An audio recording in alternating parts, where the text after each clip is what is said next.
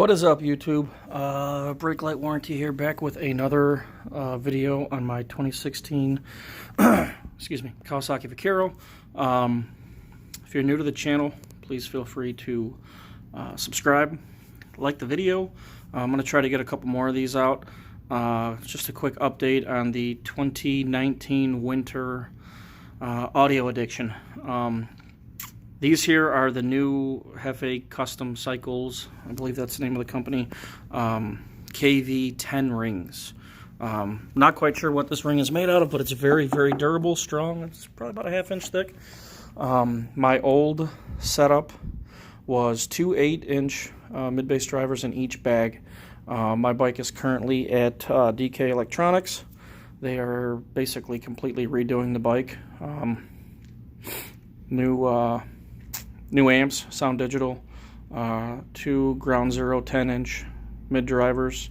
We're going to do compression drivers in the 6.5s on the top of the bags.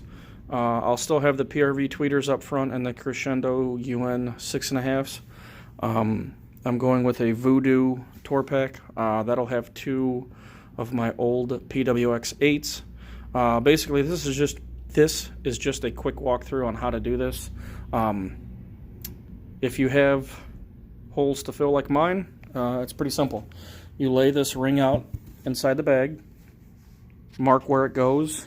I used a Sharpie, and then you can use your cutting tool of choice. I chose a Dremel with a side cutting bit. That's kind of my go-to, if you will. Super easy to do. I used a couple of screws initially to hold the ring in place.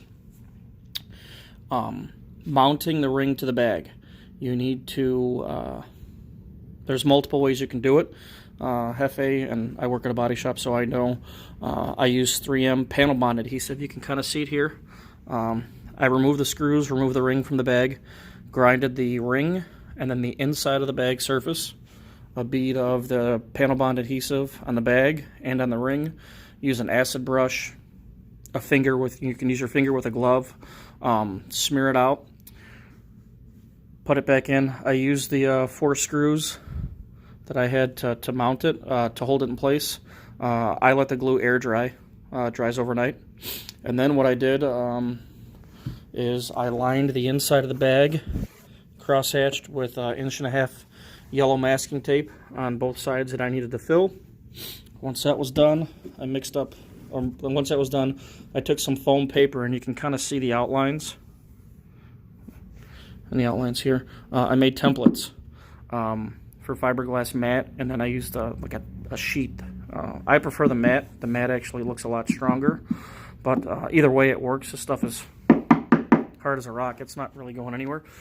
So then I took resin, fiberglass resin, soaked the masking tape, laid my first coat of the mat, brushed it in real good. You want to make sure there's no air bubbles. There's plenty of YouTube videos on that. I'm not a fiberglass expert. This is my first attempt. Once I had the first coat down and it looked good, no air bubbles, put a second coat, more resin, third coat, more resin. Did that on each side. Let that dry. I did accelerate that with a heat light, but I did let it dry for a good 3 to 4 hours after that. Then I grinded it with some 36, kind of like you can see here. I kind of did this for demonstration purposes. And then I put 2 more layers. So there's 5 layers on the outside of each. I let that air dry overnight, flipped it over, and then I did the inside. No need to tape, obviously, because there's fiberglass there. But I used the foam paper again, and I made some miscellaneous templates. This is hard as a rock. That's not going anywhere. I did that.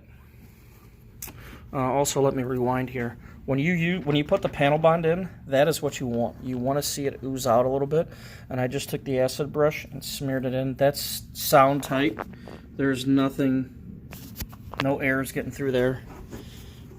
On the outside, you could see it kind of oozed out, so I kind of wiped it. And then I took a little sanding file and just cleaned it up a little bit. I still got a little bit of cleanup to do, but this is a rough. This is just it kind of roughed out.